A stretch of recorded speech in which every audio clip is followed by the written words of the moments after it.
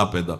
यहां फटे कपड़े, बोले आज की नई फैशन चली है, चाहे जितना बढ़िया वो पैजामा हो, उसे पैंट जीन्स जो भी कहते, उसको काट के पहनना पड़ता, फाड़ के 2-4 जगह। वाह क्या बढ़िया बात है। जरा सा फट जाता था तो सिला जाता था, आज फाड़ के पहना जाता है। इसको बड़े आदमी कहते हैं, जितना जो फटा पहने हो। हाँ देखो कैसी बुद्धि विपरीत होती चली जा रही। उसे वीआईपी कहते हैं, जो जितना कम कपड़ा जो करे करे, भगवान उनकी रक्षा करे। आपको उपासक हो, आपको ऐसे कोई भी अंग प्रत्यंग में वस्त्र धारण नहीं करने जिनके दूसरों को देखने से मन मलिन हो और अपने अंदर शरीर राग बढ़े, ऐसा नहीं करना। ब्रह्मचर्य रक्षा के लिए सरल जीवन होना अत्यंत आवश्यक है। विलासिता से बचा जाए, ऐसे सुगंधित तेल लगाना, फुसफुस डाल के चलना, श्री जी का प्रसादी इत्र मिले तो ठीक है, नहीं होता नहीं खुशबू है। अरे दुर्गंध इससे नहीं ढकेगी, तुम्हारी फुसफुस से। तुम्हारी वासना ही दुर्गंध है।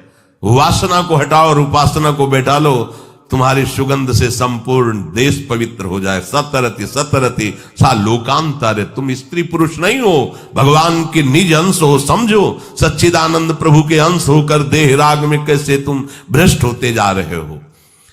जिसे ब्रह्मचर्य रहना, उसे नित्य सत्संग सुनना चाहिए।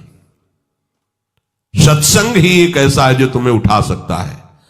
संसार में आज तक किसी की भी उन्नति हुई है तो उसे सत्संगी कहते हैं। कहीं भी देख लो, गोस्वामी जी ने इसीलिए लिख दिया है, मत कीरति गति भूति भलाई, जब जे जतन जहां जे पाई, सो जानो सत्संग प्रभाव, लोकहु वेद न आनो पाओ। और ब्रह्मचर्य रहने के लिए कम से कम 2 बार सर्वांग स्नान अत्यंत आवश्यक है।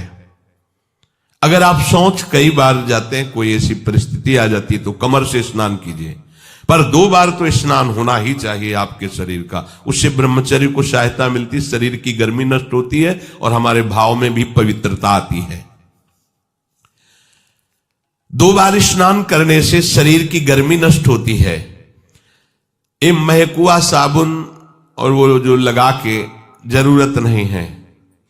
अगर आपको शरीर को स्वस्थ रखना है तो आप रगड़ करके ऐसे ही नहाइए। ये जो रज हम लगाते हैं ना, ये अपने आप में बहुत सामर्थ्यशाली है। जब आप नहाओगे तो जो रज लगी ना, वो और छिद्रों को साफ कर देगी। स्नान कर फिर आपको साबुन लगाने की जरूरत। यदि आप त्वगेंद्री को कोमल सुगंधित साबुनों से तो आपके अंदर कामुकता बढ़ेगी। ध्यान रखना, आपकी त्वगेंद्री जितनी कोमल होगी उतने में विकार बढ़ेंगे, और आपकी त्वगेंद्री जितनी ऐसे रुक्ष होती जाएगी उतने ही आप निर्विकार होते चले जाएंगे। इसका बहुत बड़ा असर होता है। कोमल कोमल वस्त्र, कोमल ऐसे त्वगेंद्री बना लेना, ये परमार्थ के लिए ठीक बात नहीं है। इसीलिए सीधे रज लगाओ, सीधे मोटे जो भी कपड़े जैसे मिले उनसे शरीर को ढको। और भगवत मार्ग में चलना है, ये उद्देश्य नहीं होगा तो ब्रह्मचर्य रह ही नहीं सकते हैं।